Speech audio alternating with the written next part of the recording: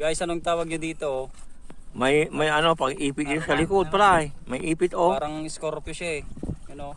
Oh, Parang scorpion. May pang ipit sa likod. Nakukuha sa tubig. Yan.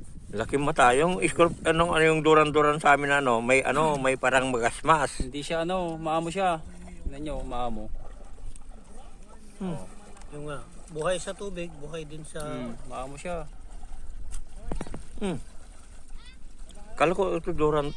May ito. Ano ko eh. May pag-ipit sa likod. May pang ipit. Parang scorpion nga. parang scorpion nga ba? Ano, parang alakdan.